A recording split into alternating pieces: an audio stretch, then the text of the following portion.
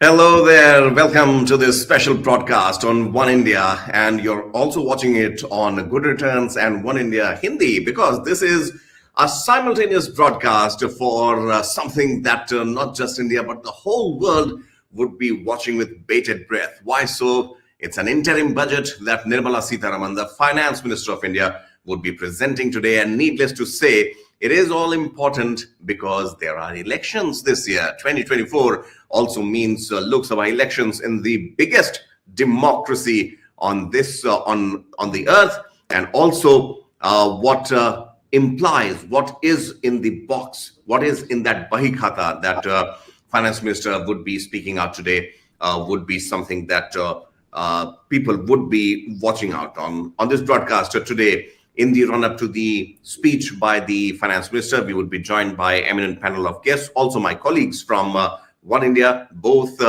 in Delhi and Bangalore would be joining us, and we would be getting you the live visuals of the developments happening right outside the parliament, where by now the budget copies would be placed for all the MPs.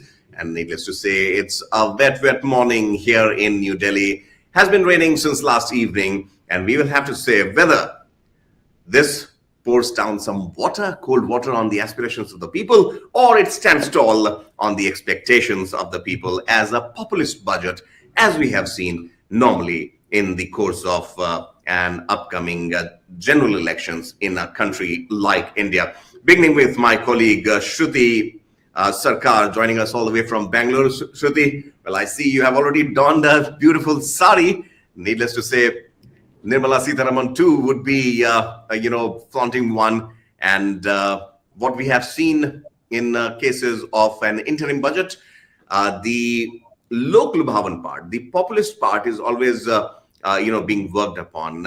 What is your gut feeling on something that would be unfolding in 2 hours' time from now? And how do you see this budget coming? Sure. Thank you, Pankaj. So we will have the interim budget. It will be presented by our Finance Minister Nirmala Sitharaman in a few hours. What is important is this is just an interim budget. It's vote for account, and the full budget will be presented by the new government shortly after the Lok Sabha elections. The whole world is keenly watching India's budget because India has remained under a bright spot in the global economy, growing more than 7%. And while the developed countries are actually struggling, so we have already set our eyes to become a $5 trillion economy. Our Prime Minister Narendra Modi has said we will be the third largest economy in the world very soon. So it will definitely focus on growth prospects. The IMF has also revised our India's growth rate to 6.5%, revised it up.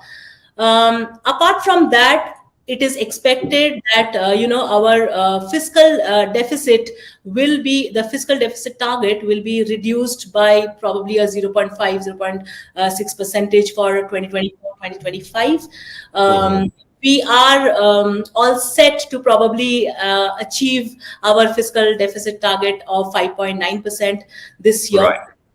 Apart from this, I think the other focus will also be on capital expenditure. We have increased it last time to 37%. We increase a little bit more. We expect an increase of a little bit more, but it will be a moderate increase probably. Right. In a metropolitan city like Bengaluru, Stuti, if you may throw some light on it, what is the general mood of the public? What are people expecting? This is a Thursday, a busy Thursday for all the corporates there, but still, somewhere down the line, be it an interim budget, but it also holds a lot of importance for the corporate sector. How are they responding to it? Most tax-paying, IT corporate people are expecting some kind of relief, either an extension in their tax slab or some kind of relief for the corporates. But if you ask me, the government will probably focus more on the agricultural sector, the rural sector. There may be some kind of welfare scheme about farmers that can be announced or extended. We have spoken about the Suryodaya scheme that is also in focus. So because it is an election year, I think the focus will more be on agricultural sector, the rural sector. The rural sector, obviously, and also, if I may add here, the biggest vote bank also, one would say. Mithali Nikore is there with us. Mithali Nikore, economist and founder, Nikore Associates, and Mithali can be reached at Mithali Nikore and at NA Econ team. Mithali, well, the big smile that is there on your face, and we wish that it continues after the budget also. But help us understand why is it important as of now for a country like India going into elections, riding high on people's aspirations. We have seen the government promising a lot of the Amrit Kal concept, be it the tax structure that at times we have seen being revised during the elections. What is it that a common man like you and me can expect from this budget? Good morning, Pankaj. And I think today it's not about common men's expectations. Today it's about common women's expectations. This budget is going to be a Nari Shakti budget. And I can say that with confidence, because if you look at the developments literally of the last week, you would get that indication, because it started with Republic Day, when we had such a fantastic display of women's empowerment, women-led development. And the Prime Minister throughout last year has, brought in this clarion call of women-led development and Nari Shakti for Viksit Bharat at 2047. Now, what we are seeing in the last, 2 weeks, as I've been interacting with a lot of policymakers as well, is that there is a clear policy direction for increasing women's participation in the workforce. We had an industry pledge just 2 days ago where CII, FICCI members, as well as 4-5 other industry associations, almost 1.5 lakh entrepreneurs, big and small, took a pledge to increase women's participation in the workforce. Right. This happens, there's also an expectation that the government will come in with some supportive policies, looking at the care economy, looking at a digital divide, looking at maternity benefits, and all of this might require an increase in the gender budget. So I do think that will be a big focus. Other than that, I really believe that MSMEs is going to be a big focus, because MSMEs are really the beating heart, of the country. Backbone, yes. And we have, for many years, what we've seen is like with COVID and with, even the post-COVID recovery, MSMEs haven't been able to come back to that post-COVID, sort of level that we expected. So there is definitely a thinking, within the policy-making, community, that MSMEs need that benefit, some of the benefits. And I hope that, even now it will be announced and they will not wait till July to announce some of those suggestions. Right. Mithali, since you have mentioned, and I will come to your points one by one here, women power. Yes, you're right when we talk about, the kind of prominence the women contingent and the women participation in the Republic Day parade was concerned. Also, I remember distinctly the picture of Narendra Modi visiting a person's house, a household in Ayodhya, and then the Ujjwala gas connection. And very fondly said that they have reached a 1 crore number, and she was the 1 crore recipient. Do you think that the pro-women programs like Ujjwala Yojana, like tax benefits, like free rides also, be it house registration benefits that have been given in, have been one of the core issues when it comes to BJP's vote bank? Because we saw this happening in the case of 2021-2022 Uttar Pradesh elections, where Yogi Adityanath came to power riding on women voters. Absolutely, Pankaj, this is exactly what is playing out. When we see the ground situation, there is a huge support amongst women voters for this government at the center. But at the state, of course, the dynamics are different. But if we just speak about the center, because that's the election that's going to come up right now, definitely there is an appreciation. And it started, during COVID, when the 500 rupees per woman were given in the Jandhan account. And we spoke to so many women, on the ground for our research at Nikor Associates. And we found that they had actually received the benefit. Right. There was no corruption in that benefit. There was no intermediary taking that money away. It reached people. And that was a big thing for, the women at that time. A lot of self-help groups got additional loans, again, as part of the COVID package that helped them ride through and not shut down. So then, of course, there are many stories of distress during COVID, and no one is denying that. But the ones who did survive mentioned that, the government support was one of the biggest reasons why they were able to survive. So, right, absolutely. That's translated. True. And Mithali and Shruti, these are the visuals on the screen of Finance Minister leaving her office at the Finance Ministry and heading to the Parliament. And obviously, as I mentioned, it's a wet morning here in the national capital. The umbrellas are out, and so are the expectations. How far does this particular budget stand tall on the expectations of the people is something that remains to be seen. But nonetheless, this is something what, Mithali, if I may tell you, the atmosphere in the newsrooms across the country, be it the national broadcasters, radio stations, or for that matter, regional television and newspapers alike. This is something that is a kind of celebration, if I may say so, for all of us in the expectation and the run-up to the all-important budget that is being presented. Mithali, talking about your role and your company, how crucial it is for, if I may say so, for Nikor Associates, taking it an example, that the aspects, be it that of a startup, be it that of a corporate, be it that of manpower handling, what are the key aspects that you would particularly watch out for so that it helps you and guides you in a better way to run a successful entity like Nikor Associates? Firstly, thank you for calling us successful. I don't know what is the metric of success. If it is profitability, then maybe not. But at least in terms of intellectual capital, we seem to be doing very well. Touch wood. But on a very serious note, one thing that really matters as a woman entrepreneur, right, is there some sort of a scheme that I'm able to get access to? For example, personally also, I am considering, okay, can I go for a startup scheme? Can I go for the Stand Up India scheme? Am I eligible for these schemes? Because as a very young startup, it is often important to get that initial boost and a small amount of grant funding from the government or a small amount of a loan which is concessional, because at the end of the day, when you go to any financier, particularly in the field like policy advisory, which Nikor Associates is in, then those come with strings attached and saying that, okay, I want you to maybe look at this perspective or that perspective. Whereas if you get a government funding, then that's very neutral, and it is more like an incubator kind of a funding. So I really think that if we have something like that, an announcement for women entrepreneurs or for small entrepreneurs of any type, right, Mithali, would be helpful.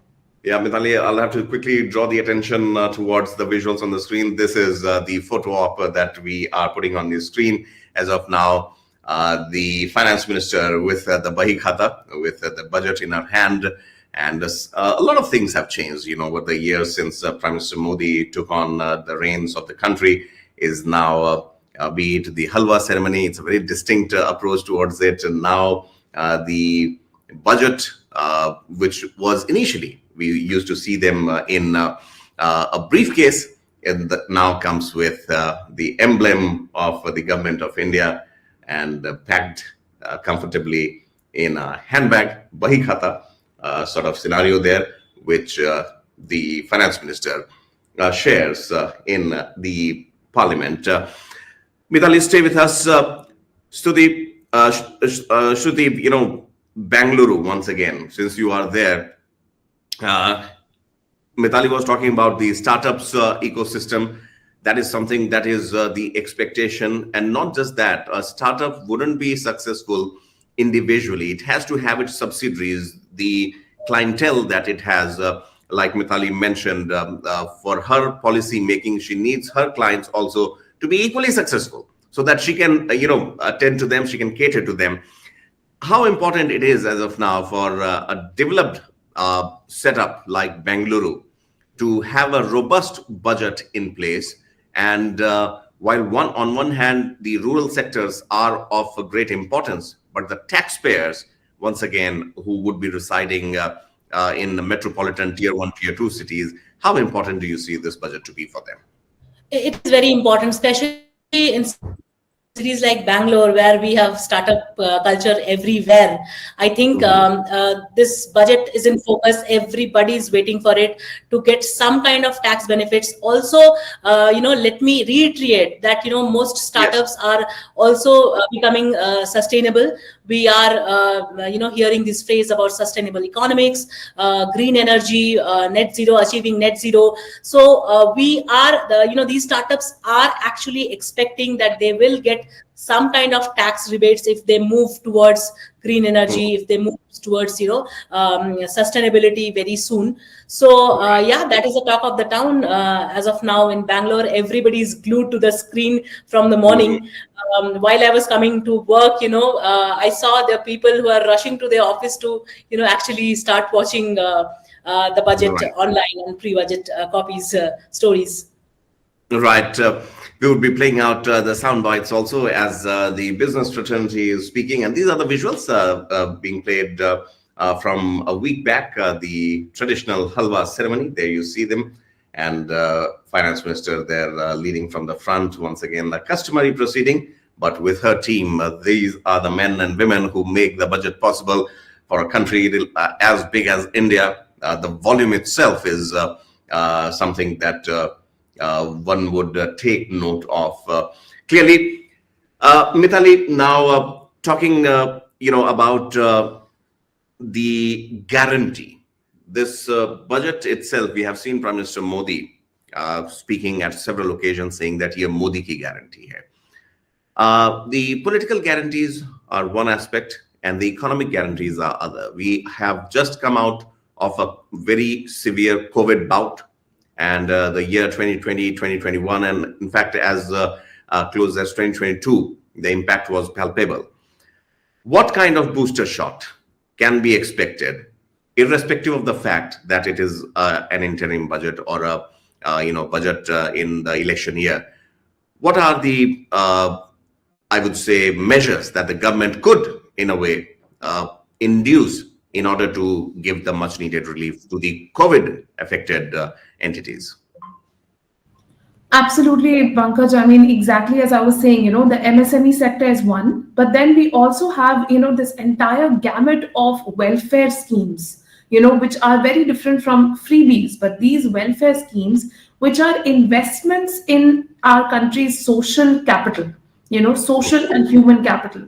So on one hand, you have the education related schemes. You have, the Samagra Shiksha scheme, which brings together, education from class nursery to class 12 under one scheme.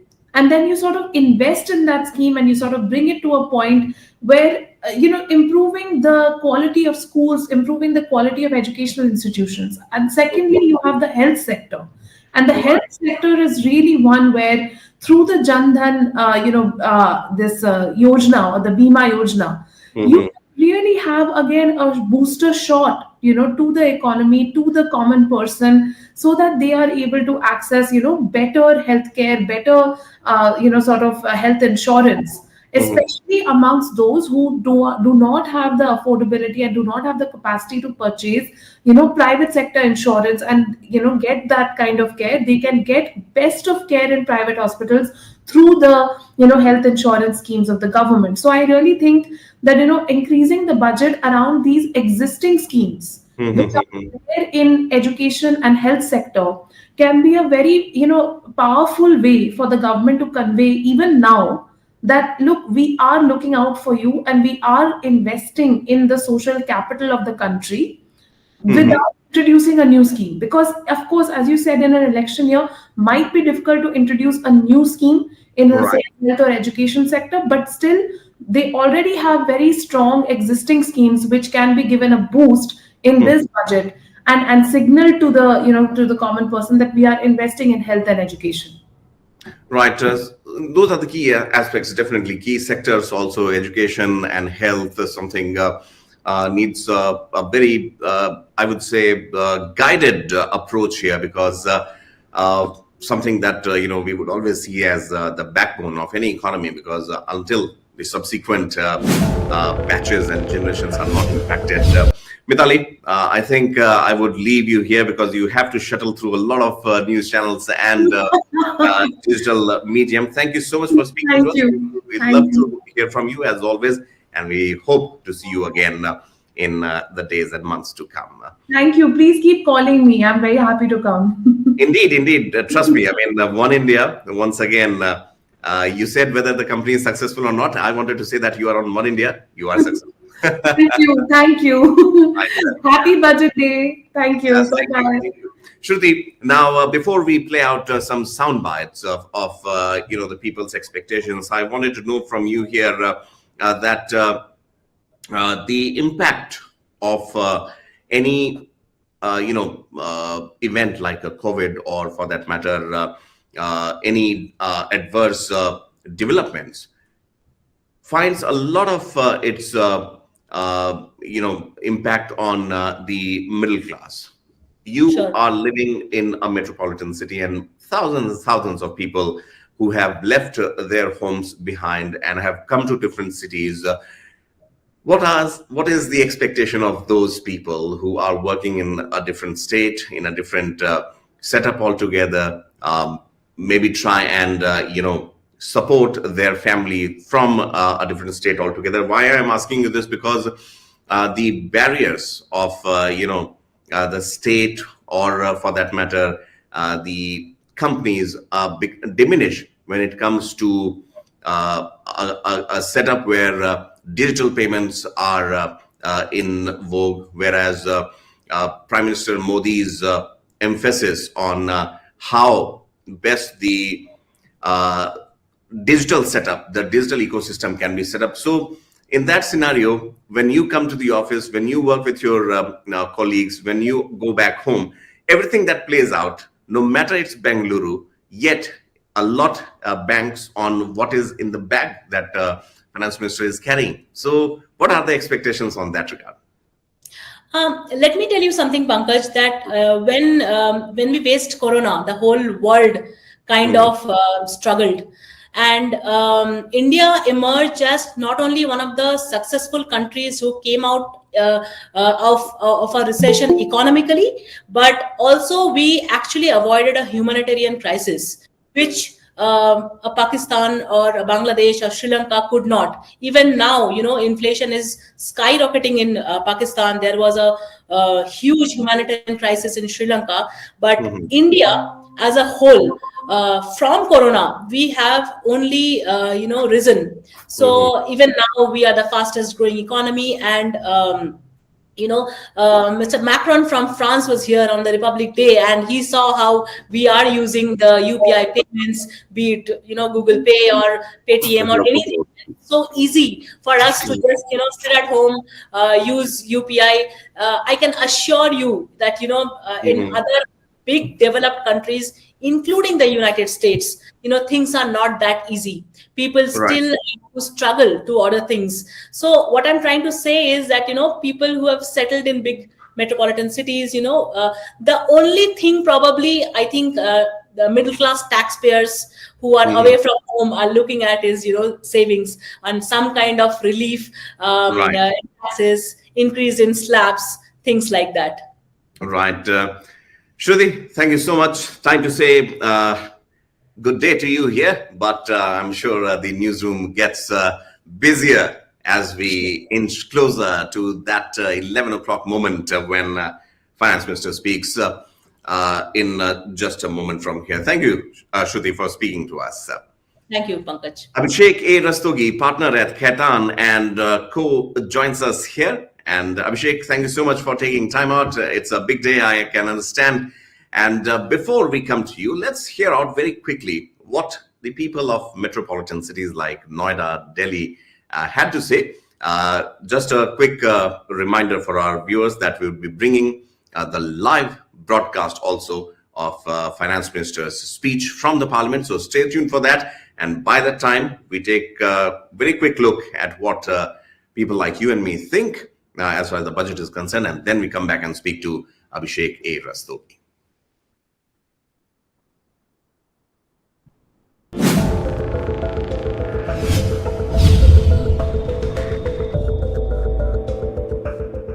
थोड़ा investment किया जाए education पे ताकि future के लिए जो generation है हमारी वो अच्छे से पढ़ाई कर सके। बजट के लिए हम Abhishek, I think it's just a 4-minute look that we have played, and then we के दाम बहुत ऊपर जा रहे हैं, वो थोड़े कम कर But I am not partner now with Khitan and काफी Co. ज्यादा मतलब जो Now ये सबकी बढ़ी है, लेकिन उस हिसाब से अर्निंग नहीं बढ़ा है। सरकार जितना हमसे टैक्स ले रही है उतना हमें रिटर्न भी करे। कोई भी टैक्स पेयर अगर प्राइवेट जॉब में है वो 20 साल से टैक्स भर रहा है तो गवर्नमेंट उसके लिए क्या रिलीफ कर रही है? महंगाई से मिडिल क्लास फैमिली जो है त्रस्त है, तो हम चाहेंगे कि जो टैक्सेशन बढ़ने का जो चांसेस है वो ना बढ़े। Yes, many anticipations, many things to come. But what exactly is what the people are thinking about it? What do the people want? Do they want subsidies in EV? Do they want more investment in culture, defense, or what? In this episode, we are just going to find out only that. Sir, आपकी क्या specific expectations हैं इस budget से कि आप लोग क्या चाहते हैं? सैलरीड पर्सन हूँ तो मेन फोकस तो मेरा टैक्स सेविंग के लिए ही है, प्लस थोड़ा एजुकेशन सेक्टर पर थोड़ा ज़्यादा ध्यान दिया जाए क्योंकि अभी जो हमारा टोटल बजट है उसमें कुछ परसेंटेज जो एजुकेशन पे डाला जा रहा है, जो इन्वेस्ट किया जा रहा है वो कम है। थोड़ा इन्वेस्टमेंट किया जाए एजुकेशन पे ताकि फ्यूचर के लिए जो जनरेशन है हमारी वो अच्छे से पढ़ाई कर सके। बजट के लिए हम यही सोचेंगे कि मिडिल क्लास पे थोड़ा ज़्यादा फोकस करा जाए और पेट्रोल के दाम बहुत ऊपर जा रहे हैं वो थोड़े कम कर दिए जाए। इन्फ्लेशन बहुत ज़्यादा बढ़ रहा है तो एटलीस्ट कुछ भी ऐसा करे गवर्नमेंट की काउंटर करे कि जो इन्फ्लेशन है वो कम हो, क्योंकि आप अगर देखोगे तो कोविड के पहले और अभी के बीच में काफ़ी ज़्यादा मतलब जो प्राइसिंग है सबकी बढ़ी है, लेकिन उस हिसाब से अर्निंग नहीं बढ़ा है। यार बजट से तो ये एक्सपेक्टेशंस है कि सरकार जितना हमसे टैक्स ले रही है उतना हमें रिटर्न भी करे, एज इन इंफ्रास्ट्रक्चर में उतना रिटर्न करे। बहुत सारी चीज़ें ऐसी हैं जो हमें लगता है एज ए सिटीजन कि वापस हमें रिटर्न नहीं मिल रहा। हेल्थ केयर सर्विसेज हो गई, एजुकेशन हो गया, नए इंस्टीट्यूशंस हो गए, मुझे लगता है उनमें इंक्रीज़ होना चाहिए क्वांटिटी में और क्वालिटी में भी। जैसे टीचर्स की बहुत ज़्यादा कमी है और जो स्टाफ्स हैं वो उतना वेल ट्रेंड नहीं है। कोई भी टैक्स पेयर अगर प्राइवेट जॉब में है वो 20 साल से टैक्स भर रहा है तो गवर्नमेंट उसके लिए क्या रिलीफ कर रही है? बहुत से भारत में ऐसे गांव भी हैं जिसमें विकास अभी नहीं हुआ है। बहुत से ऐसे शहर भी हैं जहां दिखाई गई है वो टॉप मोस्ट सिटीज हैं, बट उसमें भी कोई ऐसी जगह हैं जैसे नोएडा ही टॉप मोस्ट में आती है, बट खोड़ा की गलियां देख ले काफी कम्पैक्ट है। महंगाई से मिडिल क्लास फैमिली जो है त्रस्त है, तो हम चाहेंगे कि जो टैक्सेशन बढ़ने का जो चांसेस है वो ना बढ़े। क्या लगता है आपको कि किन चीज़ के दाम बढ़ाने चाहिए सामने से कि उसका बहुत मिसयूज हो रहा है? आपको लगता है कि इसके ऊपर अब थोड़ा सा लोग इसको कम लेना स्टार्ट करें, तो इसके ऊपर आप क्या चाहते हैं कि किस चीज़ के दाम ऐसा लगता है कि बढ़ने अब शुरू होने चाहिए? एक्चुअली मुझे लगता है कि जो जीएसटी की स्लैबिंग है ना वो खुद में ठीक नहीं है उतनी। मतलब कुछ ऐसी चीज़ें हैं, मैं मानता हूँ वैल्यू एडेड चीज़ें हैं जो कि उनका जीएसटी स्लैब बहुत अच्छा है, लेकिन कुछ ऐसी चीज़ें जिनका स्लैब नीचे होना चाहिए जो नॉर्मल हर डे यूजेस पे है।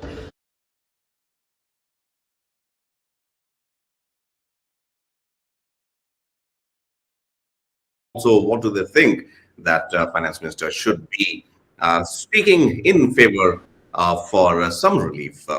Joining us on the broadcast is Abhishek A. Rastogi, founder of Rastogi Chambers. Abhishek, thank you so much for speaking to us. I know it's a rainy morning. Whether it is going to rain sops or not in this election year from Finance Minister, we'll be keeping a close eye on that.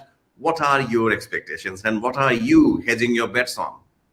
see, I think these announcements will be more from the structural perspective and laying down the roadmap for next 5 years. And there will be certain key announcements because few sectors will get the clarity of what will happen in the next 4 to 5 years. And there are certain announcements which we feel will be also with respect to PLI schemes. And there will be announcements with respect to customs duty swings on about 40 products. Now, what will happen is that the import of these products in the days to come will become expensive. And hence, today, the Indian manufacturers will have to decide to set up these units in India. These could be electrical items, these could be other items, but I think the emphasis of these announcements will be on the point that we must now depend more on indigenous manufacturing. And that's, I think, will be the key to watch, because there will be customs duty swings on about 40 products is what we understand. There will also be announcement with respect to certain FTAs, because India will now be having into bilateral trade agreements with several countries, with several key strategic countries. And hence, in such a scenario, it will be important for the businesses to watch out very, very clearly that which countries are our strategic partners. So I think it will lay a good roadmap for the next 4 to 5 years. Indeed, Abhishek, also हम ये जानना चाहेंगे आपसे यहाँ पर कि when we talk about international collaborations, when we also referring to FDIs, किस तरह से एक favorable atmosphere दिया जाए foreign companies को यहाँ पर काम करने के लिए, also how India projects itself and sells its commodities outside, वो काफी important रहता है. आपको क्या लगता है कि अभी के सिनारियो में बजट में जहां तक fiscal prudence का सवाल है, इंडिया के internally how things have changed since, if I may give you a figure from 2019 to 2023, आपको क्या लगता है कि सिचुएशन बदली है, बेहतर हुई है, और now we can expand our wings to the outside world also? देखिए, हमारी अभी जो सिचुएशन है वो बहुत बेहतर हो गई है आखिरी 5 साल में. And when we make that statement, we are making that statement with numbers. If you see the tax to the GDP ratio, it has now gone up to 6.11%. It is not only that.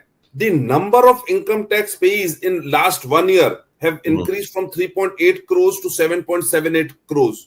And the tax collection has also increased from 6 lakhs to 16 lakhs on the direct tax side.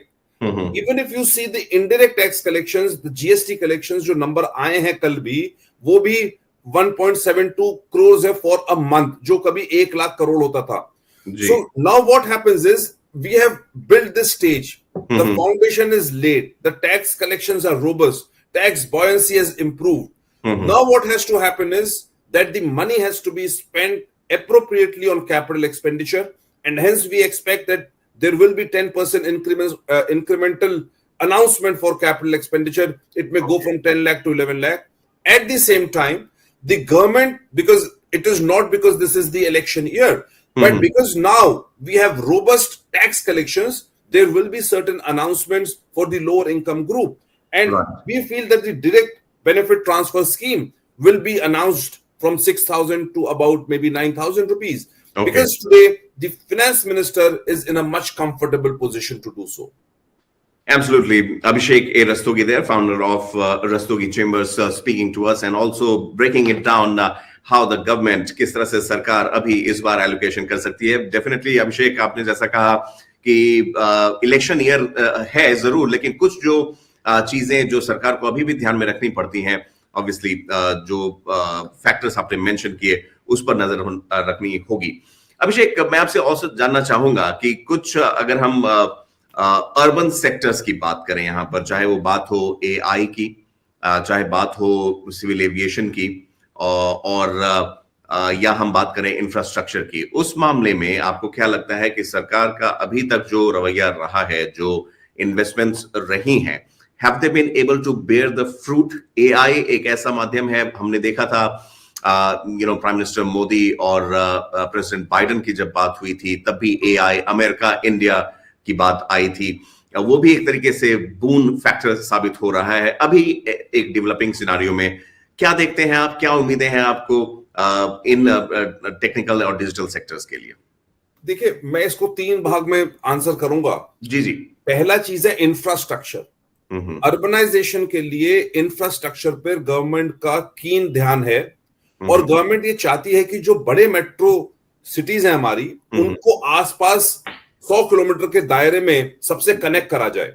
And hence if you will see even NCR, the infrastructure development which is happening is, hats off, be it road, be it metro, be it, these trains, etc. And even the bus services. So I think infrastructure will remain the key, because what will happen is the moment the infrastructure is better in that radius of 100 kilometers from these metro cities, there'll be lesser pressure on the city per se.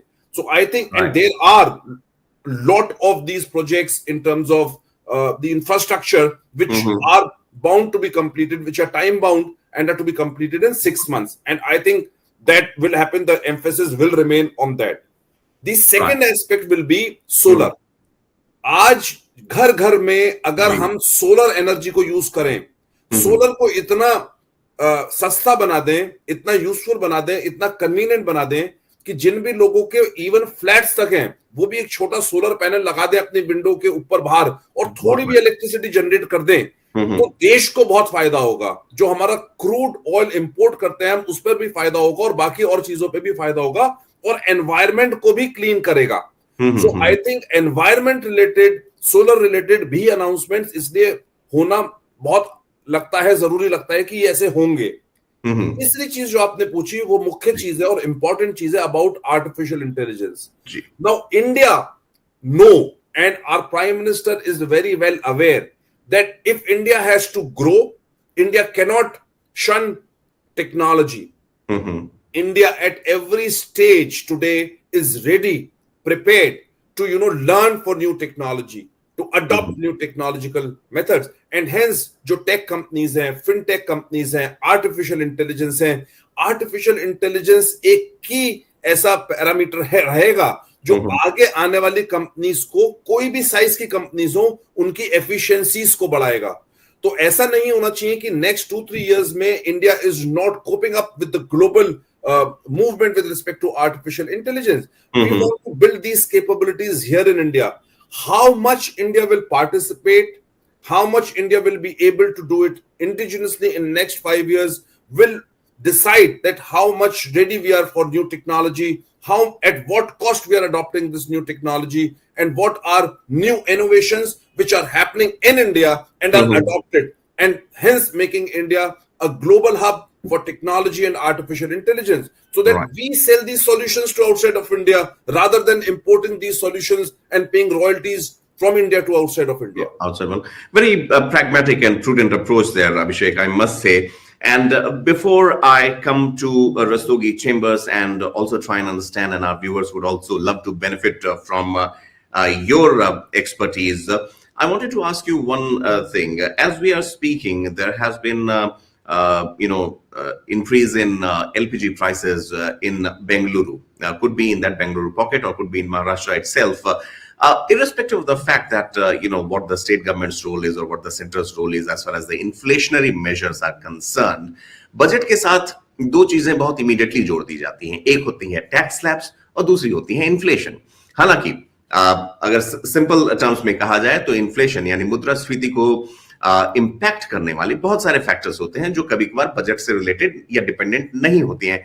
Help us understand अभिषेक कि इस तरह की जो एक धारणा है जो कि people like you and me could have this ground कि अरे महंगाई बहुत बढ़ गई है, इस चीज को ध्यान में रखते हुए भी कैसे सरकार से जो हमारी उम्मीदें होती है कितनी खरी हैं और कितनी सही हैं? So I think that's a very pertinent question, and everybody who would be watching the budget keenly will also watch the impact on the pockets. Now what will happen is, with these robust tax collections which the finance minister has in her hand, it is quite possible that rationalization of certain taxes may happen. For instance, customs duty rationalization has to happen from the perspective of Make in India perspective. So there will be increase in customs duty on several products. But in the long run, it will help the country because domestic manufacturing will increase. It may be not viable for certain products to be imported if these duties are within the WTO frameworks but are increased. So that is point number one. The second and most important thing which idly people are looking today is to reduce the indirect taxes on the basket of supplies which happens, be it services or be it goods. So it may not happen, unfortunately, in this budget. But yes, there can be an announcement for the rate rationalization of two slabs, which are 12% and 18%. Now, with robust GST collections, the government may think of clubbing these two tax slabs of 12% and 18%, and it will help two problems. One, the classification disputes which industry is facing will end. Secondly, somewhere 18% the consumers feel is a little higher tax, because 18% on every service or goods is not a very tax which would be feasible for every pocket. It may come down to possibly 15%. Now, if that happens, then some of these items from 12% will also come to 15%, but 18%, where significant items are, could come to 15%. And if that announcement happens, a significant part of the inflation is also addressed, because it reduces the consumption. It makes the consumption cheaper by 3% straight away. So I think that is the announcement which will be beneficial both from the consumer perspective and the industry perspective. Now, as far as the direct taxes are concerned, there could be certain announcements with respect to the income category of middle class, because the government and the finance minister, and again I'm saying not because this is the budget year, the finance minister will have it in her mind that she needs to increase the buying or the purchasing capacity of the middle class. And if that has to happen, some benefit has to be given in terms of investments, in terms of insurance policies, the tax rate, the GST rate on insurance policies, which are important supplies to the middle class. Now, if these become a little cheaper, there will be direct impact on the middle class income group, and they will be able to save more money, invest more money, and use that saving to make more purchases. So I think that will be the overall perspective of this budget today. Right, Abhishek, I know it's a busy day for you, for your firm also. Before I let you go, please also tell us about Abhishek Rastogi, a professional, an entrepreneur, and also about Rastogi Chambers. How do we reach out to you? And also, what is it that you specialize in, apart from, the economic aspect of the whole budgetary calculus? So I am a chartered accountant and an advocate, but I focus more on the constitutional issues. So whatever issue it is, whether these are tax issues, fiscal issues, land disputes, personal liberties, we focus on these issues. We also do few work which is pro bono, which is good for society, because at the end of the day, we want, our country to become a better place. So we are in the process of, representing a lot of such issues, filing PILs for the society, for common good and purpose. So we do all of that. This startup is about 15 months old. But what has happened in these 15 months is that most of the clients, the top clients, have showed shown a lot of interest in the way we are building the practice. So today we have HDFC Bank, HSBC Bank, Subway, Aditya Birla, IOCL, Lakshmi Organics, and you name, I have more than 100 listed companies as my clients. And our principle is very simple. Client first is what, we always put as a principle. Litigation sometimes is very expensive, and our endeavor always remains to close the matters as soon as possible, get the closure, get the result. So with the result-oriented approach, a lot of clients are now approaching, because they believe in our principle that we need to close litigation. The art of closure is important, and that's what we've been doing. Well, and that is something that people and clients would look forward to, the art of closure, and that's why Rastogi Chambers comes handy. Abhishek, thank you so much for speaking to us. We love to, have it and hear it from you more in the days and months to come. Until then, have a good day, and please do watch the budget. I'm sure you would be keeping a close eye on that. Abhishek Rastogi there from Rastogi Chambers. Thank you so much. Thank you.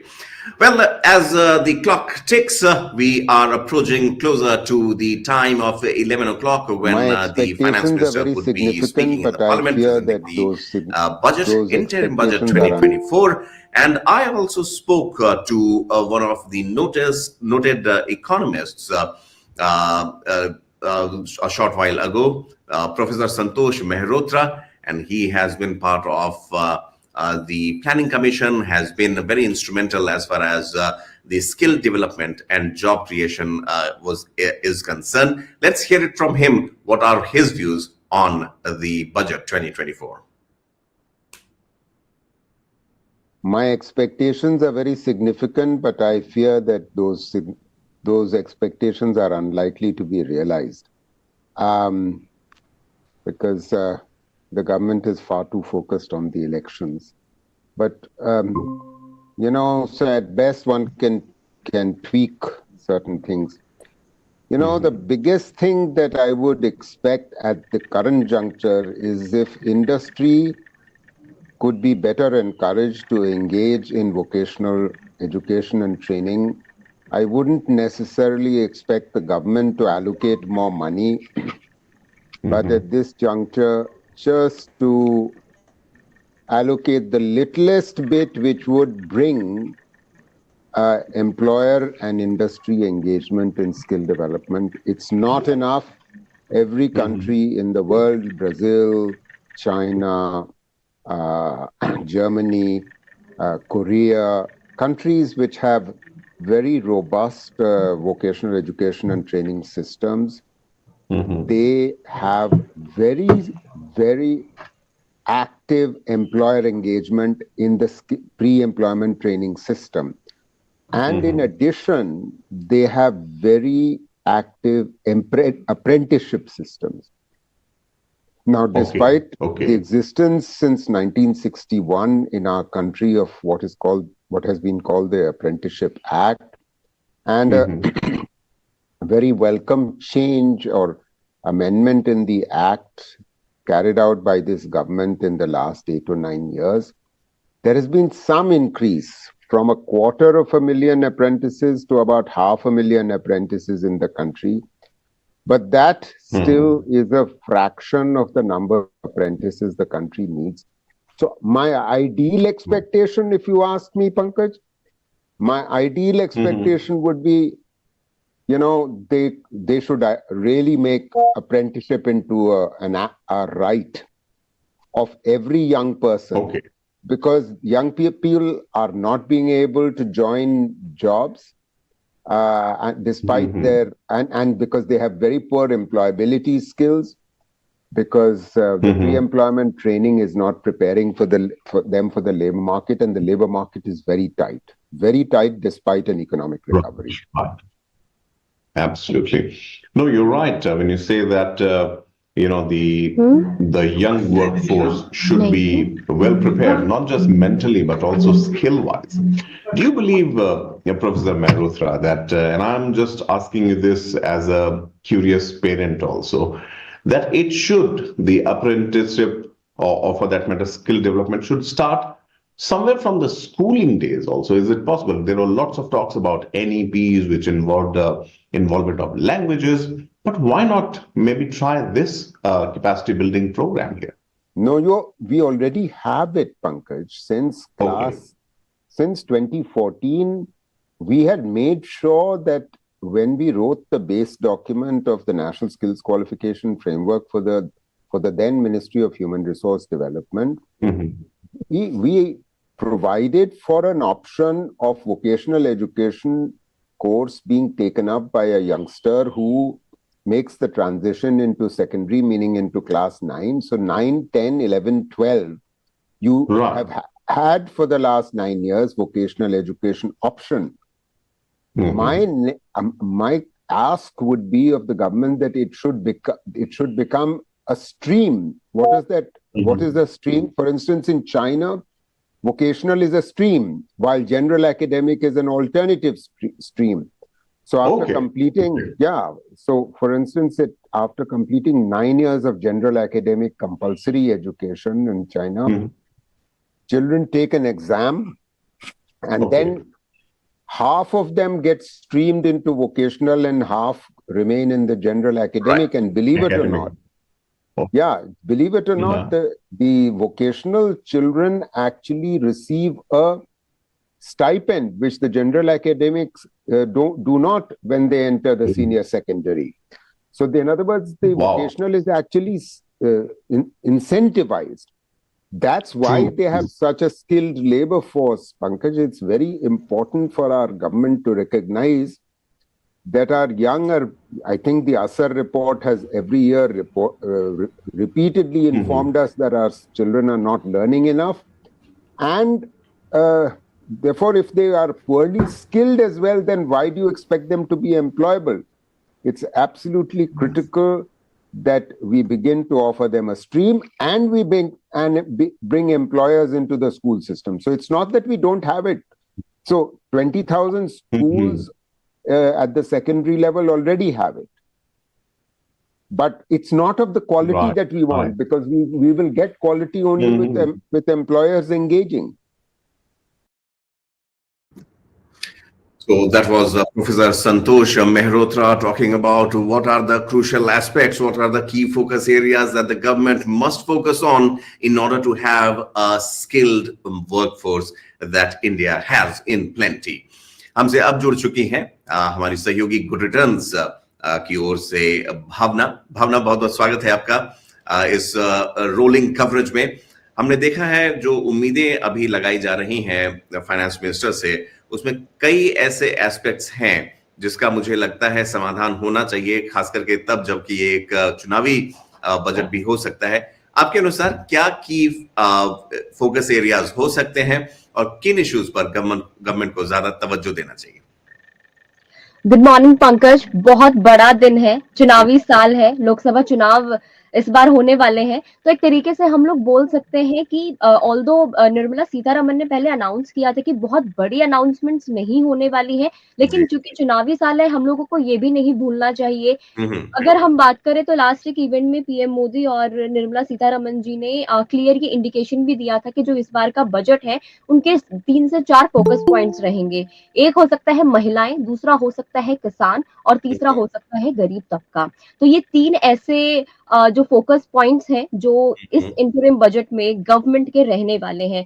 अगर हम इसको comparison करके देखें अब 2019 से comparison में क्यों बता रही हूँ, क्योंकि उस बार भी मोदी गवर्नमेंट का इंटरिम बजट आया था। देखिए उसमें क्या हुआ था, उसमें सबसे पहला जो इन्होंने बदलाव किया था जिसकी बहुत ज्यादा चर्चा भी हुई थी वो हुआ था इनकम टैक्स, जिसको 2.5 लाख से 5 लाख कर दिया था। और दूसरा हुआ था कि उन्होंने स्टैंडर्ड डिडक्शन को जो 40,000 था उसको 50,000 कर दिया था।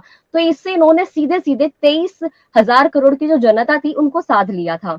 उसके अलावा जो सबसे बड़ा हम बोल सकते गेम चेंजर रहा था वो था कि गवर्नमेंट ने निर्मला सीतारमन जी ने बजट में पीयूष गोयल ने उस टाइम पे इंटरिम बजट की प्रेजेंट किया था। उन्होंने पीएम किसान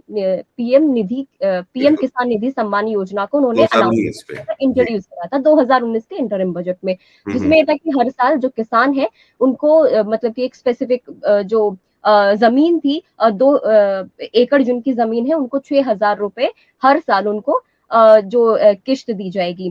तो ये इनके फोकस पॉइंट रहे थे। उसके अलावा एक टैक्स जिससे उन्होंने बहुत बड़े तबके को साथ लिया, दूसरा उन्होंने किसानों के लिए किया और तीसरा उन्होंने जो ग्रेचुइटी लिमिट थी उसको भी डबल कर दिया था, 10 लाख से उसको 20 लाख तक की लिमिट कर दिया था।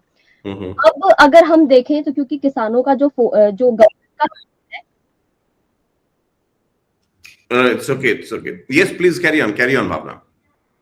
जो मोदी गवर्नमेंट का फोकस है इस बार भी हमें देखने को मिल सकता है कि वो किसानों के लिए रहेगा। किसानों के लिए इस तरीके से रह सकता है कि पीएम किसान जो योजना है 6,000 से इस जो किश्त की राशि है इसको बढ़ाकर 8 या 9,000।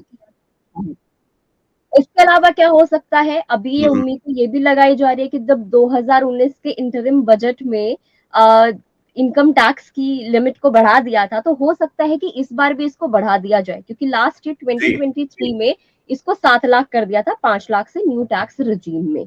तो इस बार भी हो सकता है कि कुछ 8 लाख हो जाए या फिर बहुत सारे स्पेकुलेशंस तो ऐसे भी कि हो सकता है 10 लाख हो जाए। दूसरा जो गवर्नमेंट का फोकस है वो हेल्थ सेक्टर पे भी रह सकता है, जिसमें आयुष्मान योजना जो है हेल्थ इंश्योरेंस की उसके कवर को बढ़ाकर डबल कर सकते हैं, जो कि अभी 5 लाख है उसको 10 लाख किया जा सकता है। इसके अलावा जो गवर्नमेंट का फोकस रह सकता है वो रेलवेज के ऊपर भी रह सकता है, जिसमें जीरो एक्सीडेंट मिशन के लिए भी 11,000 करोड़ का जो एलोकेशन है वो दिया जा सकता है। उसके अलावा इस बार ये भी उम्मीद लगाई जा रही है कि रेलवेज के लिए लास्ट ईयर 2023 के बजट में 2.4 लाख करोड़ का बजट एलोकेट किया गया था, इस बार वो 3 लाख करोड़ हो सकता है। जी, तो कहीं ना कहीं वॉल्यूम की जहां तक बात करें भावना, तो उसको बढ़ाए जाने के लिए जो है प्रयास रहता है। और साल दर साल हमने ये भी देखा है अगर हमारे दर्शकों को याद हो किस तरह से एक वो भी जमाना था जब डिफेंस बजट का एक बहुत बड़ा हिस्सा जो बजट का होता था वो डिफेंस पर खर्च किया जाता था। अब हमने देखा है स्ट्रेटेजिकली वो इंफ्रास्ट्रक्चर, एजुकेशन, हेल्थ सर्विसेज और जो अन्य सब्सिडरी यूनिट्स हैं उन पर भी उनका ध्यान दिया जा रहा है। भावना, एक और सवाल आपसे लेना चाहूंगा उससे पहले कि हम लोग शर्मिष्ठा घोष से बातचीत करें, who is joining us shortly. यहाँ पर स्टॉक मार्केट्स को लेके आपने बहुत सारे मार्केट एक्सपर्ट से भी बातचीत की और उनका क्या कहना है, किस तरह की उम्मीदें लगाई जा रही हैं, क्योंकि मोमेंटरली तो हमने देखा है कि स्टॉक मार्केट्स बजट के ठीक बाद फेवरेबली रिस्पॉन्ड करते हैं, लेकिन आपको क्या लगता है जिस तरह का बूस्ट अभी स्टॉक मार्केट में नजर आ रहा है, तो आपके अनुसार जो एक्सपर्ट्स से जिन्होंने आपसे बात की उनको क्या उम्मीदें हैं इस बार के बजट से? देखिए, अभी थोड़ा सा बजट से जस्ट पहले अगर मैं एक लास्ट 1 वीक की बात करूं तो थोड़ी सी गिरावट देखने को मिली, तो थोड़ा सा करेक्शन देखने को मिला था। लेकिन अगर अब हम लोग देखें बजट के बाद, तो बजट के बाद रेलवेज हो गया या फिर हम लोग एग्रीकल्चर सेक्टर से रिलेटेड बात कर रहे हैं, रियल एस्टेट से रिलेटेड बात कर ले, एजुकेशन से रिलेटेड बात कर ले, तो इन तमाम तरीके के सेक्टर्स में एक अच्छा खासा बूस्ट देखने को मिल सकता है। क्योंकि पहले भी ये रहा है कि स्टॉक मार्केट में बजट के बाद, क्योंकि इंफ्रास्ट्रक्चर के ऊपर सरकार का फोकस रहता है, रेलवेज के ऊपर सरकार का फोकस रहता है और इकोनॉमी के ऊपर सरकार का फोकस रहता है, जिसकी वजह से बहुत सारी ऐसी योजनाओं को भी सरकार लॉन्च करती है, इंट्रोड्यूस करती है। तो इस वजह से बजट के बाद मुझे लगता है स्टॉक मार्केट में एक अच्छा खासा बूस्ट देखने को मिल सकता है। राइट भावना, चलिए बहुत बहुत शुक्रिया हमसे बातचीत करने के लिए। गुड रिटर्न्स की कई स्टोरीज, तमाम स्टोरीज देखने के लिए भावना इज द वन और उनकी पूरी टीम इस बार के बजट को एनालाइज कर रही है। आप गुड रिटर्न्स के पेज पर भी ये लाइव ब्रॉडकास्ट देख रहे हैं। भावना, जाते जाते मैं एक ही सवाल आपसे लेना चाहूंगा कि गुड रिटर्न्स होंगे या नहीं होंगे, इसके लिए तो हम लोग चर्चा करेंगे बजट आने के बाद, लेकिन आपने किस तरह से तैयारी कर रही है, आपकी टीम जो बैकएंड पर टीम है वो किस तरह से नजर रख रही है पूरे इस प्रकरण पर? पंकज, बजट एक ऐसा इवेंट होता है ना जो खास तौर पर हर बिजनेस चैनल के लिए तो बहुत ही ज्यादा स्पेशल होता है। तो हम लोग तकरीबन 2 महीने पहले से ही हम लोग जितनी भी एक्सपेक्टेशंस हैं, अलग अलग इकोनॉमिस्ट से कनेक्ट होना या फिर हर सेक्टर के जो एक्सपर्ट्स हैं उनसे कनेक्ट होना, तो वो हम लोगों ने 2 महीने पहले से ही तैयारी शुरू कर दी थी। अगर आप गुड रिटर्न्स के पेज पर जाकर भी देखेंगे तो आपको सेक्टर वाइज आपको पूरी इंफॉर्मेशन मिल जाएंगी कि क्या कुछ एक्सपेक्टेशंस है, क्या कुछ हो सकता है।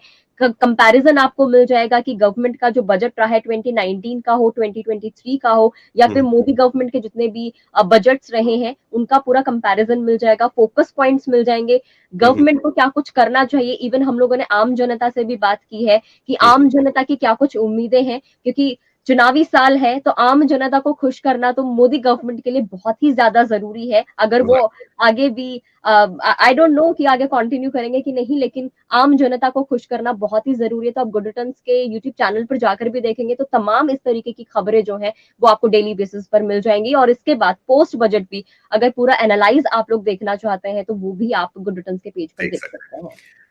Bhavna there. Thank you so much, Bhavna, for joining us from Good Returns. Good Returns, the business page, one-stop shop, I would say, for all your business understanding and acumen on the One India network. Thank you so much. Thank you, Pankaj. A pleasure to welcome Sarmishta Ghosh now. She is Managing Director and Chief Economist in Tandem Global Consulting. Mrs. Ghosh, thank you so much for speaking to us. And what a day here in the national capital. Anticipation building up, the budget expectations. Normally, I would say, the one aspect of it is the domestic, the kitchen household thing. And the other one, as your company, Tandem Global Consulting does, is to bring foreign clients and also to take country to the world. Help us understand what are the expectations and how does Tandem Global Consulting, it is making a difference.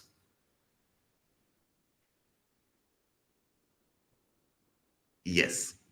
Thank you so much for having me over. Can you hear me? Yes, loud and clear. Okay. Yes. Thank you so much for having me. And what a day also, because it started raining suddenly. So the weather is also,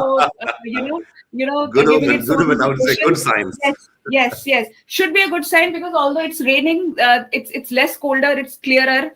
And that's what we expect, that by the end of the day, it will be clear to us as well, if it is just an interim budget focused on the election, or we can actually get something great out of it. My experience has been that whenever we think and we postulate that because this is an interim budget, this is an election year, so bahut SOPs milenge and it will be a very people friendly kind of a budget. Modi government does throw a spanner in words and gives us something that we were not expecting.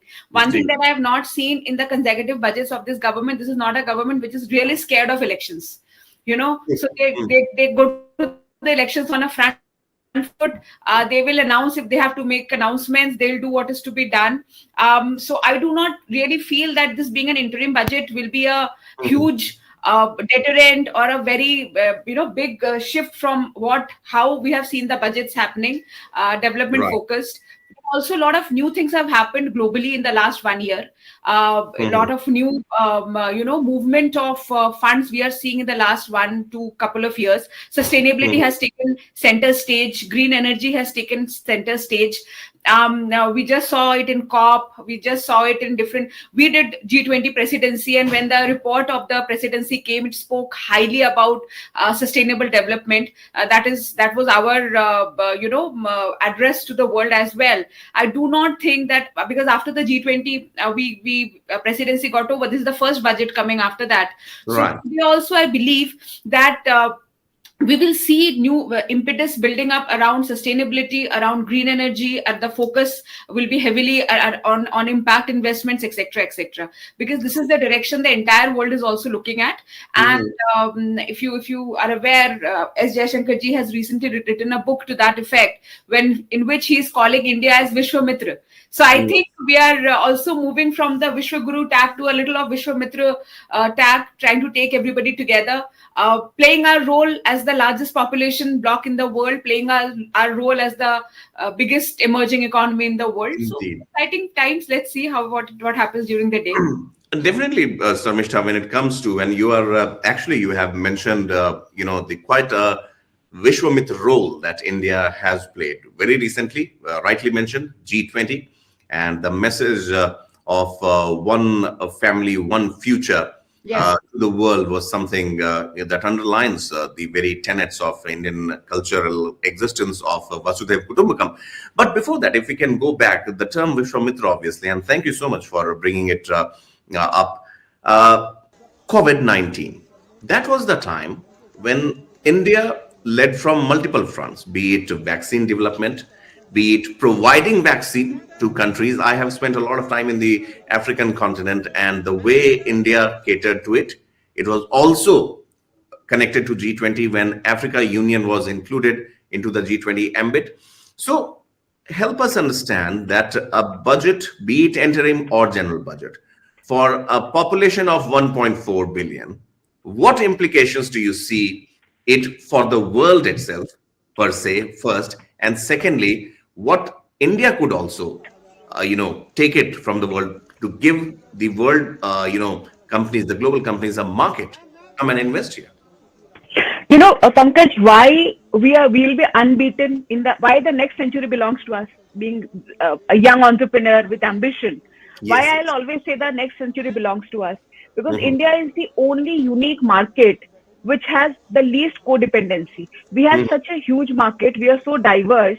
We can generate production for ourselves, and we can consume it in India itself, right?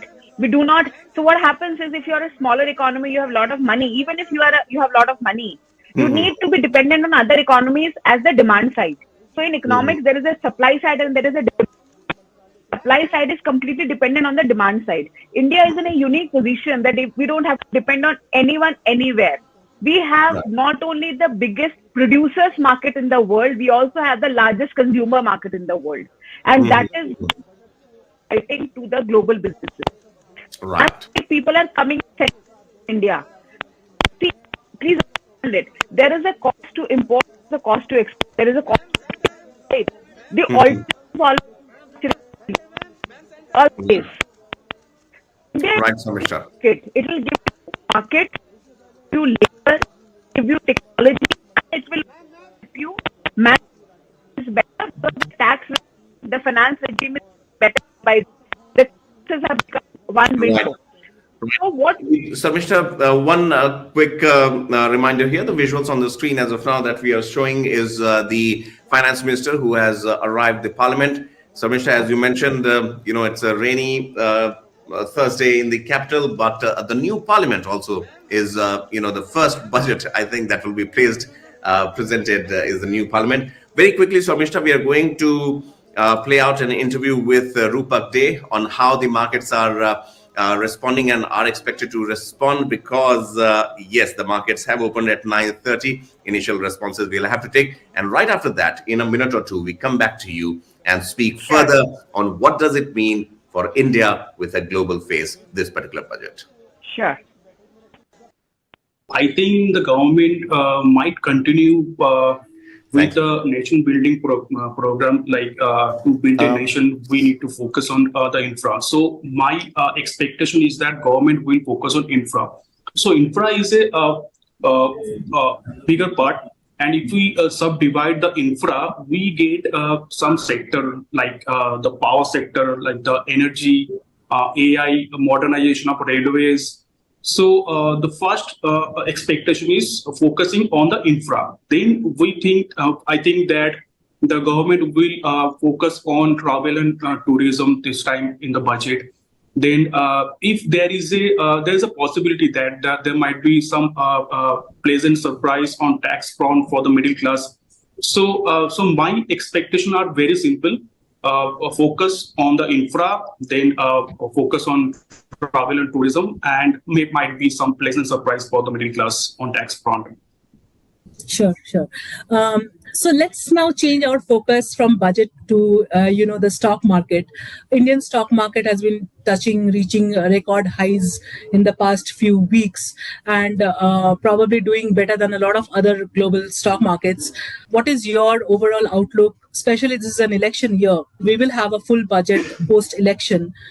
What do you think the stock market, what is the reaction we can expect from the stock market this year, post-election? So this year, I think in the last year, Nifty gave a return of 20%. So whenever Nifty gives a return of more than 15-16% in a year, the subsequent year Nifty remains more or less in the subdued manner. Like Nifty does not give much return or does not fall much. So this year, we think that Nifty might consolidate within a range. Like we're not expecting Nifty giving breakout on the higher end in a big way. So we expect Nifty to remain within a band of 3 to 5% in the 2024. However, if we consider the long-term trajectory, we think that 2024 is going to provide a lot of opportunity to add in the stocks. Like on dips, one might interest to add stocks for next 4-5 years. Right, so there we heard it from रूपक day, जो हमें बता रहे थे कि markets किस तरह से अभी रिस्पॉन्ड कर रहे हैं, और हमने देखा भी है पिछले कई बजट से कि फेवरेबल रिस्पॉन्स होता है, उसके बाद they take stock of the situation. लेकिन Samishta, since you are there with us, markets already have shown a very buoyant note, apart from a few course correction that was done in the last few days. What are your expectations and impact? How do you foresee the markets, especially the foreign brands, if I may ask, responding to the sentiment here in India? See, markets are one of the been on the rise, and apart from the weeks back, there was markets were going buoyant for a long time, and right. I think it will continue because what happens is, especially in terms of foreign investor, international investor, the overall political stability plays a very big role. Because see, because most of the global investors come and invest in infrastructure projects, or energy projects, and they're like long drawn projects. So if a project is like the gestation period is 7 years, then the implementation will have, so overall it's a 25-year-old long project. So more the political scenario looks stable, overall it gives a better comfort to investors to look at that economy. So not only that, India is like one of the largest, fastest growing economy, it has also shown a lot of stability in the last in the last decade in terms of governance. So we can have different views about how the governance is happening, But overall, because it's the same government under the same prime minister's leadership, and overall even the union of ministers they're pretty well known. We know the style of working. I think it will be a favorable response. This is a pre-election budget, so I do not expect some big fallout or anything even after the budget is proposed, because it's pre-election. So the markets will wait till the general elections happen. I do not see a big change happening even after the budget is prepared. And as you rightly said, every year subah to the markets are also buoyant and happy. नहीं समीक्षा, and जो point आपने रखा वो ये है political stability का. I mean अगर आप 2019 या उससे थोड़ा पहले ही चलते हैं, आई मीन 14-15 के भी दौर में, when the global sentiments were not in sync with India's growth story, it was the budget or elections were something that would always throw the stock market off balance. But yes, we have seen positive sentiments also coming up as far as the recent years are concerned.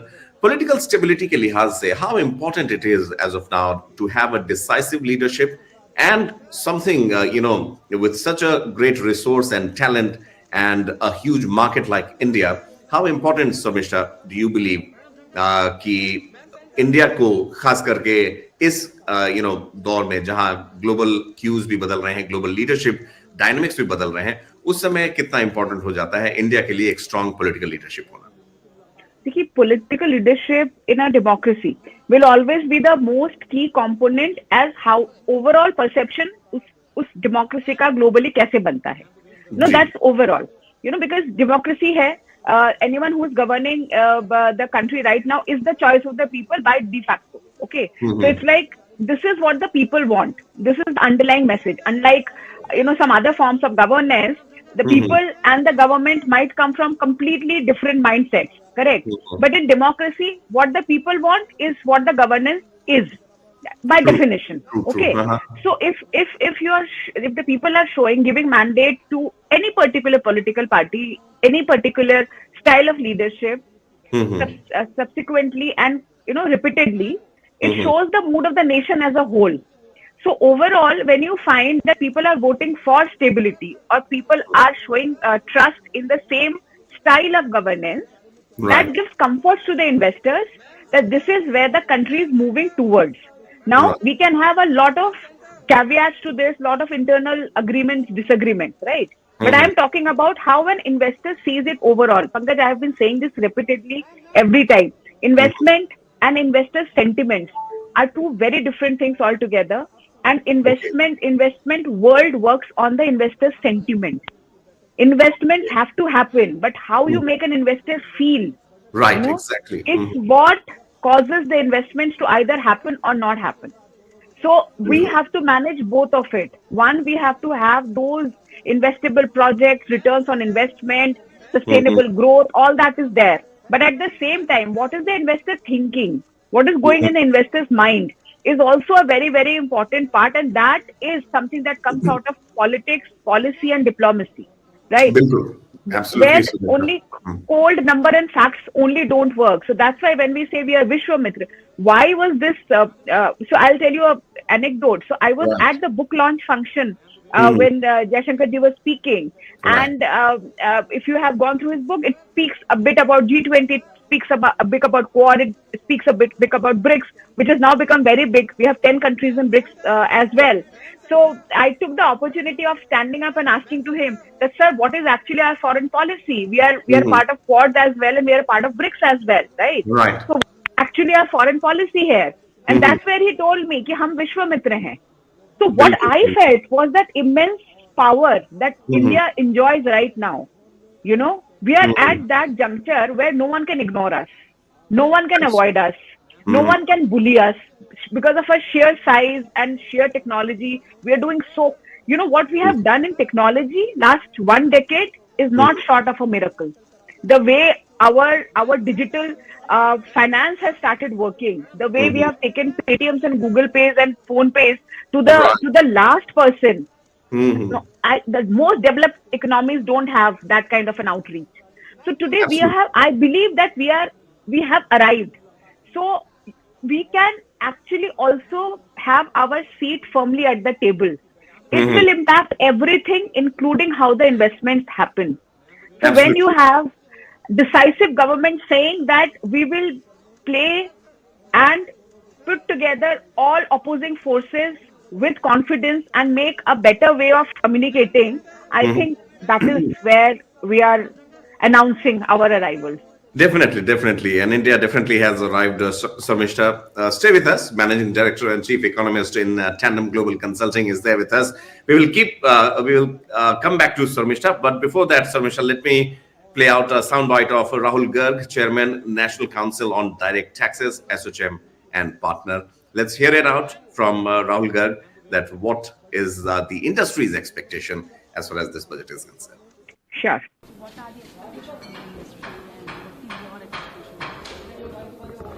The industry expectation is that our financial prudence in running the economy, how has that performed?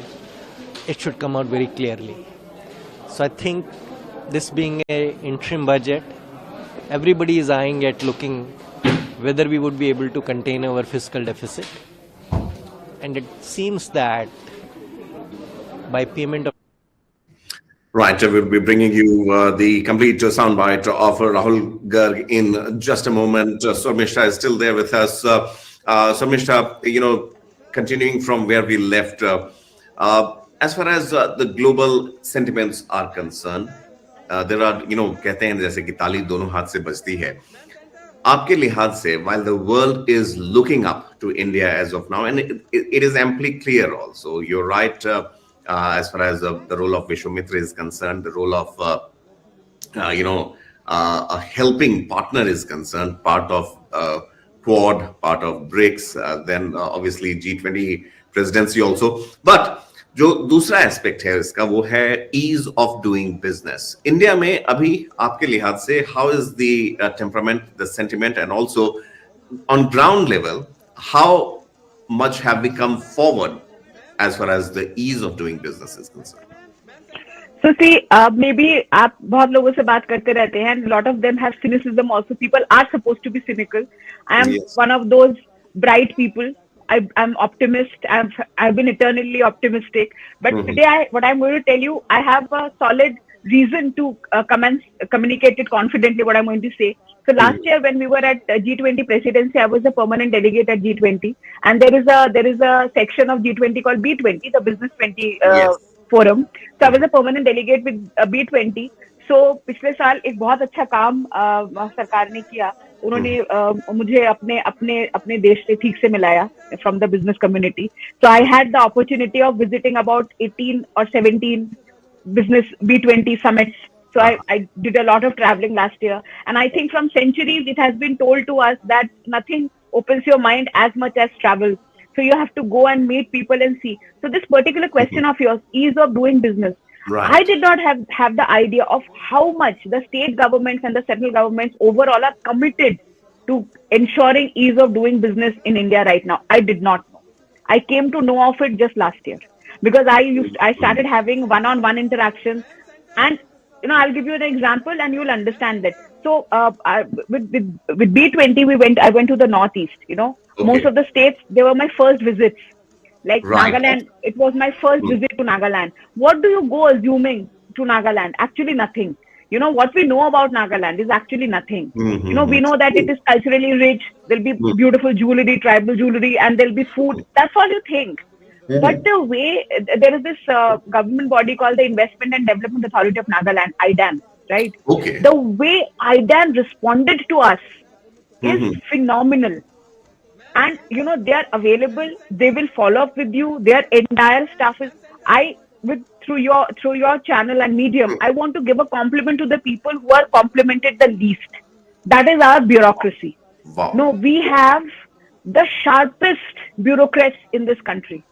I like amongst the other initiatives that I talk about a lot about carbon trading, which is the green initiative of how you trade carbon, and you actually generate monies out of your green cover, right? Right. I did not meet one bureaucrat, one chief secretary who who was not completely aware of it, was trying to implement it, was reading reports about it. It did not take me 2 times to, I said, sir, is anything happening around carbon trading? Yes, we are interested. So what I'm seeing is a lot of people who are moving in the right direction, making the right noise. And for state of Nagaland, in like 1 year, about 8-9 months that I have been trying to work with them, we have secured for them, millions of dollars in terms of investment, which will start happening in the, next year or whatever. So what I'm saying is ease of doing business has actually happened. Every state has its dedicated investment promotion board. There is single window clearance. Governments are going all out, both center and state, to open investments with open arms. Not only are they inviting investors, a lot of states are also doing road shows across the globe. They are reaching out to investors globally, taking themselves out, putting themselves out, open to new ideas. We just had at Yashobhumi, we had a 3 days conference which invited the investment promotion boards of, I think, about 50 countries in the world. I was a part of that. So I think these initiatives are amazing. The way they are opening up the world to India and India to the world, it will be an exciting decade to come.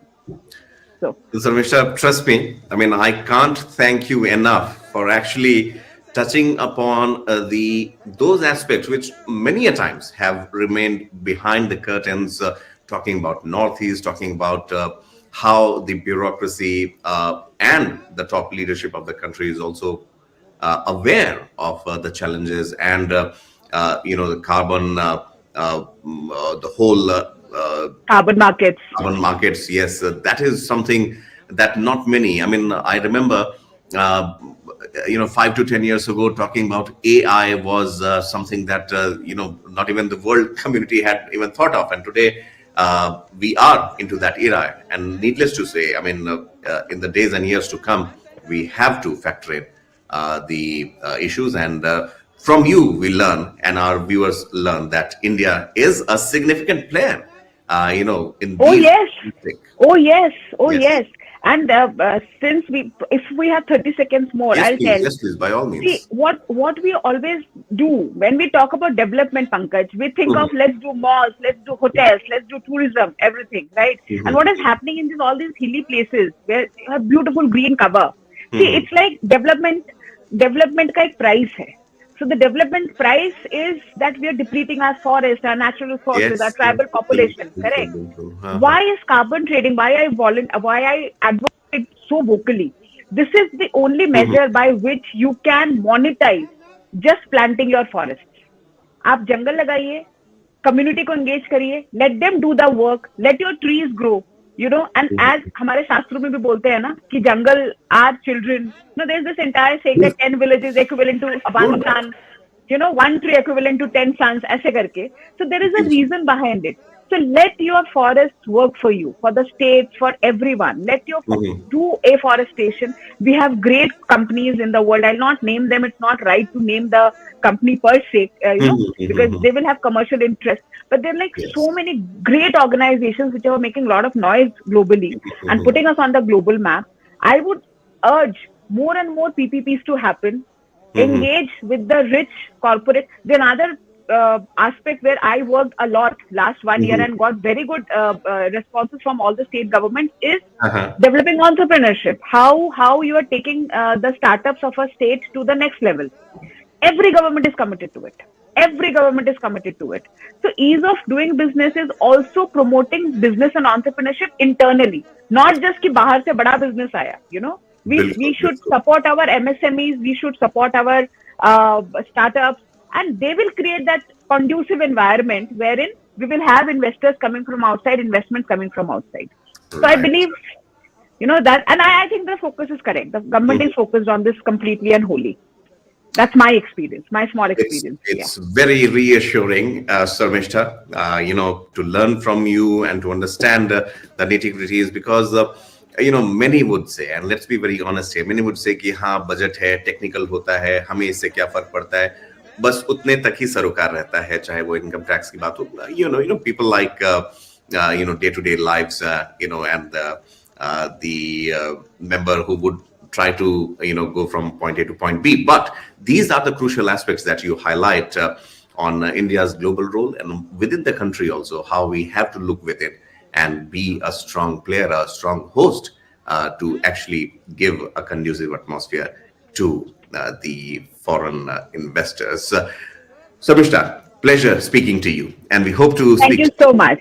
again. Thank you so much for having me. Thank you so Thank much. you. Samishta Ghosh, their Managing Director and Chief Economist in Tandem Global Consulting.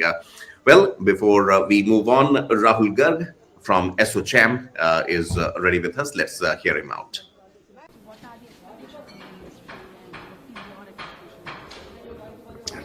The industry expectation is that our financial prudence in running the economy, how has that performed? It should come out very clearly. So I think this being a interim budget, everybody is eyeing at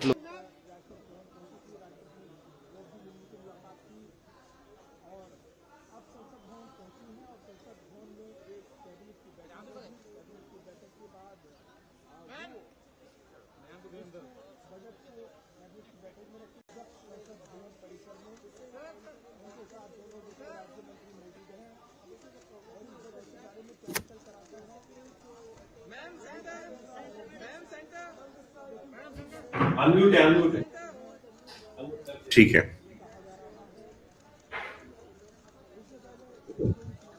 Right.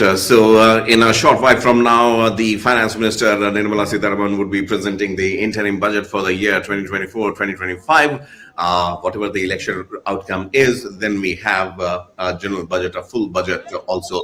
A lot of firsts this time around for this interim budget. First of all, it is being presented in the newly constructed Parliament House. Yesterday only, I had the pleasure of touring that part of Delhi, and trust me, the security aspect, the expectations, the anticipation is all high. We talk about the Reserve Bank of India, an imposing structure right there in the center of the national capital. Right in front of it is the broadcasting house of Akashwani Bhavan, broadcasting the budget also across the country. And right in front is the big and imposing Parliament. Let's quickly listen into Sharda Chandra. What are, in his views, the key sectors where the focus would be on as far as this budget is concerned? Sharda Chandra. The sectors which are in focus and which should get greater level of allocation is one, infrastructure, I think railways, defense. These three sectors have been doing quite well. And I think the government will obviously like to focus on these sectors so that the growth is maintained. And infrastructure obviously requires greater level of investment, because in case India wants to be an exporting hub to the world, and that's what the government has said, make in India and make for the world in India.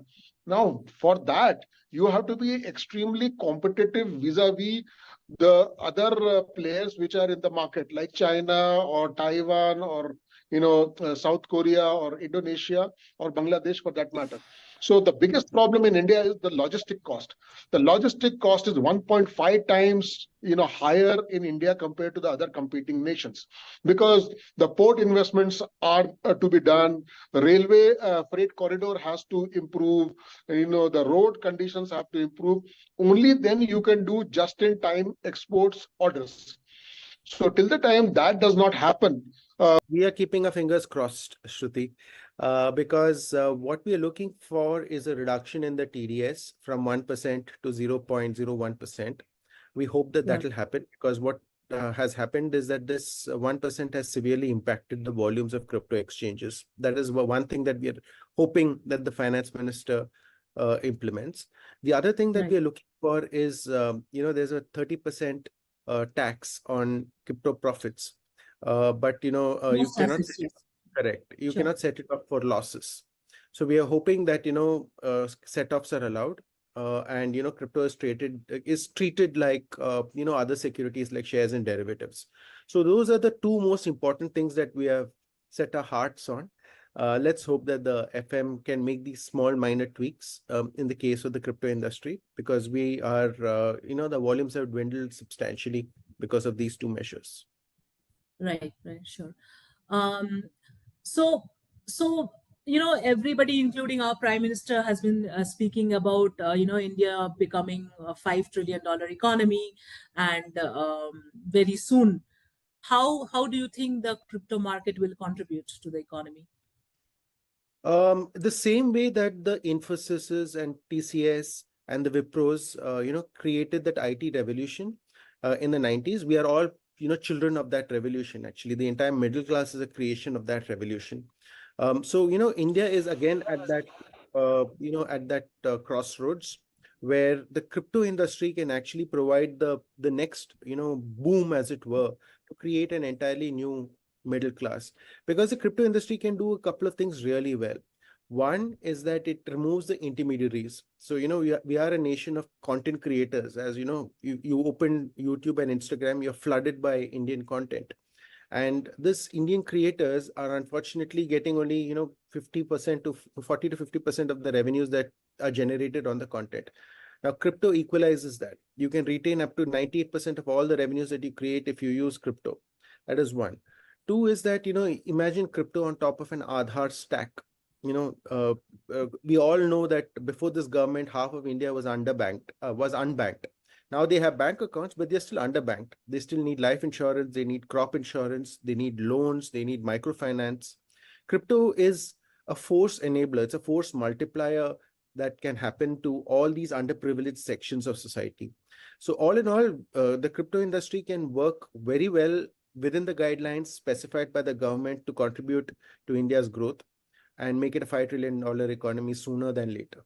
We would expect, some concrete decisions, measures, etc., being taken, and see, you have to also look at the macro picture where India is today. In the entire world economy, a lot of economies in the world are struggling right now. There is inflation, interest rates are very high.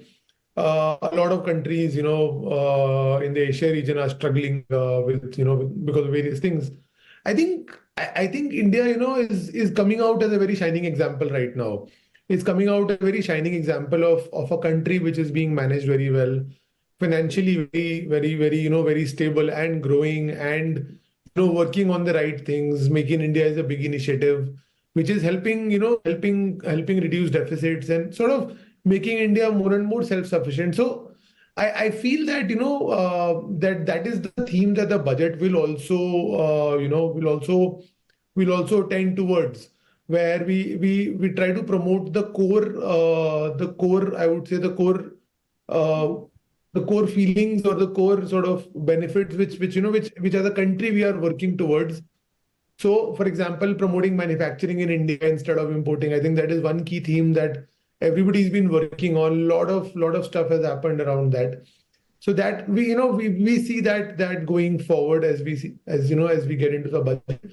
I think the one key area where again a lot of work has happened, and I'll go slightly into financial services and insurance as a category, is that there has been a lot of work that the government and the government authorities around insurance specifically.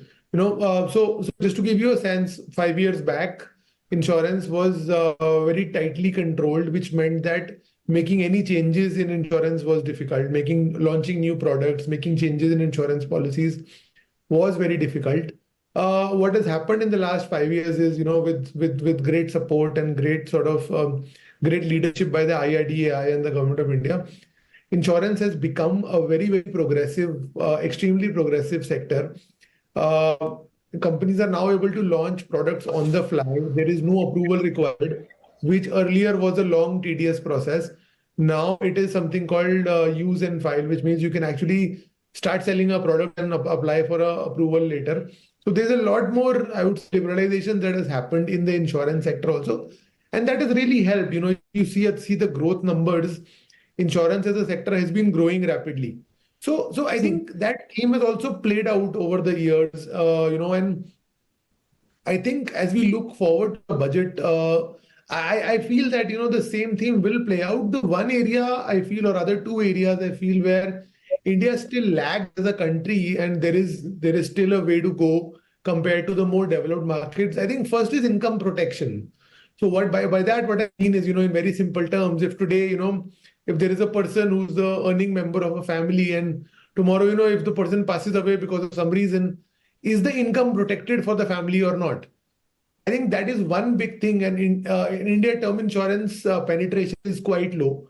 It's improving obviously by leaps and bounds, but it still remains quite a low number. So there is no income protection available to a very, very large number of families. So that is one. And second is health protection. That's the other thing. And unfortunately, in the last 3-4 years, COVID came. Medical inflation has gone up significantly. Healthcare has become very, very expensive. So how do you protect your healthcare from a financial standpoint through health insurance? I think that is the other thing where also India as a country struggles a bit because the penetration levels are still quite low. While I think over the last few years, there has been significant growth.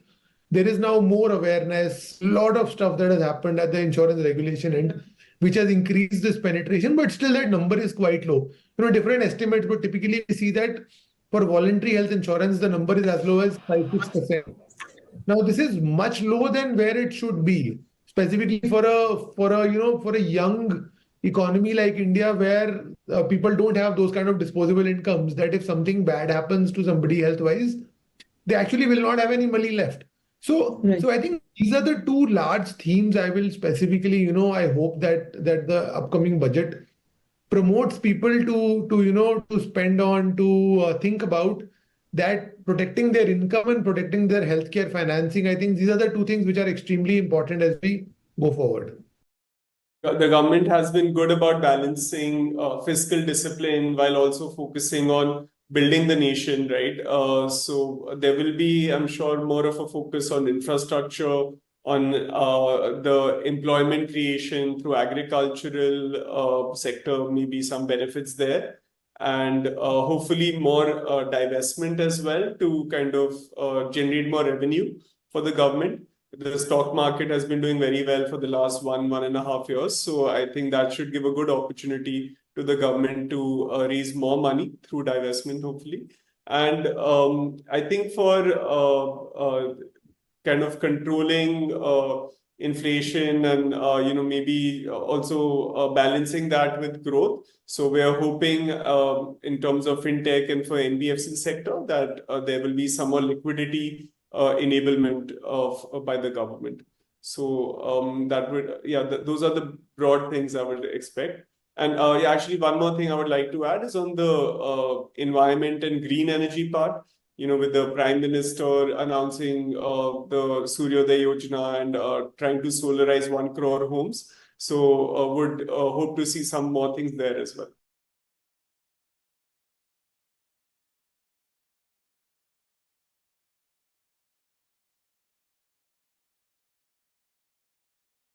If you see the past data, right, so approximately there is 8 to 10% of return every year. So a maximum 10% return I'm expecting this particular year, 2024. Sure. And is 1 lakh point for Sensex anywhere close to your predictions? See, if we go by mathematics, right, so if you see that it will be possible only after 3 to 4 years maximum, because every year if we see 8 to 10,000 kind of points, then it will take 3 to 4 years, definitely. We understand that there are many, geopolitical risks. There's a war that's going on actually to the Russia, Ukraine and Israel, Palestine.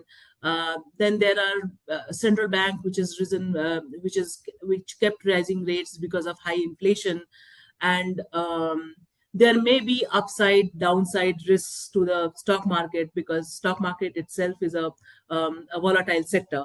So, what, in your view, are the upside and the downside risks to the stock market, to the Indian stock market, to be precise, this year? See, as of now, I don't think so.